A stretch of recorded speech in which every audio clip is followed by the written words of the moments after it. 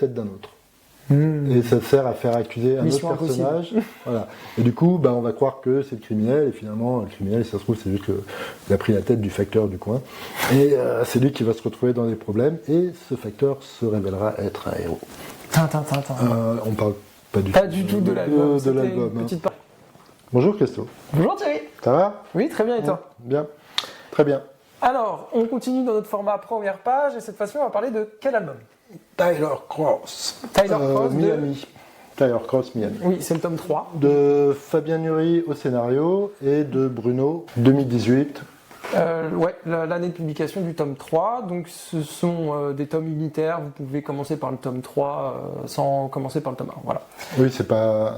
Ça ne suit pas. C'est à l'instar de Black Sad, c'est la même chose. C'est une série, mais c'est pas un feuilleton. C'est pas un truc à suivre. Voilà. Pour ceux qui connaissent pas Tyler Cross, on suit. Donc, c'est un criminel qui est méthodique, qui est froid, et en fait, sur chaque aventure, on le suit en train de se dépatouiller entre la mafia, entre les pontes, les politiques, etc. Et sur cet album-là, ça va se concentrer sur donc Miami, comme son titre l'indique, et donc sur la mafia locale, avec les pontes locales, etc. etc. Et, le but, c'est qu'il évite de se faire zigouiller. C'est une BD de 104 pages. Donc assez dense. Oui. C'est sympa à lire. Tout à fait. C'est édité chez Dargaud, éditeur, bien connu. On passe sur la première page. La première page, 1, 2, 3, 4, 5 bandes. 5 bandes, donc c'est très dense du coup. Voilà. Mais en Panavision, à part une bande. C'est-à-dire qu'on est sur un format large, enfin toutes les bandes, chaque case prend une bande, sauf la deuxième bande. Est-ce que c'est clair? Mais de toute façon, il y a 4 cases. Voilà. Oui, et pourquoi faire ça, Thierry? Donc, Est-ce que ça a une utilité d'avoir des tailles de cases différentes ça permet de gérer le rythme de lecture. Après, ça dépend ce qu'on a envie de montrer dans les cases. Mais en tout cas, quand on voit la première case qui en plus a cette particularité de se passer dans une salle de bain, donc avec un quadrillage qui représente le carrelage. Et en fait, il y a vraiment avec le personnage qui est penché, qui est dans sa baignoire, on a vraiment le personnage dont la tête est à gauche, et on va vraiment le sens des lectures, et c'est hyper fluide en réalité. Jusqu'au savon qui nous arrête. Voilà, oui. Et donc ça nous permet de prendre du temps sur cette case parce qu'elle est grande, et puis ensuite on va enchaîner donc, sur cette deuxième bande dont parlait Thierry, où c'est carrément là une succession d'actions donc, qui paraissent assez rapides, où c'est un personnage, où on voit juste sa main, qui cherche le nom de quelqu'un sur les boîtes aux lettres. Il arrive devant la porte de ce quelqu'un, il ouvre la porte, et là, la femme qui est dans sa baignoire se dit il y a du bruit, je vais aller voir. Donc elle entend du bruit, elle va voir, ce qui n'est peut-être pas la meilleure des idées, mais on remarque quand même vite fait que l'ambiance des couleurs à l'extérieur de l'appartement est différente de l'intérieur.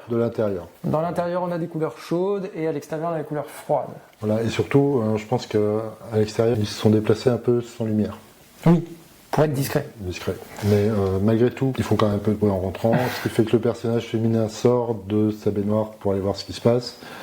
Et, donc on réenchaîne sur une longue horizontale, où donc ça laisse planer le moment où elle marche. On s'imagine vraiment un moment de calme, jusqu'au moment où, case d'après, elle se fait choper par derrière et se fait tuer. Tuer ou enlever, c'est pas clair. Oui, c'est pas clair encore. C'est pas clair, mais on voit par contre c'est un dessin, il y a une sorte d'économie de moyens, et en même temps c'est hyper élégant. Notamment la troisième bande, avec ce contraste et justement ces espaces négatifs. C'est élégant, oui effectivement, parce que donc on n'est pas sur de la ligne claire, on est sur des masses de noir. Donc, qui permet de jouer sur l'espace négatif. Donc par exemple prenons la troisième bande, donc là où il y a le personnage qui marche. Elle est entourée de noir, on a juste la lumière qui tape sur ses jambes, ce qui permet de bien la voir, de bien la déceler. C'est la chose la plus importante dans la case, et du coup ça nous permet d'avoir une économie de moyens, on ne dessine pas toute la pièce, et de se concentrer sur les choses les plus importantes. Voilà. Un, deux, trois, quatrième bande, donc elle se fait attraper par un malveillant. Et, un malandrin. Un malandrin, voilà. Et dans la dernière case, ce qui est intéressant, c'est donc on voit deux hommes de main arriver avec un coffre, une malle, dans laquelle, a priori, le personnage va se retrouver.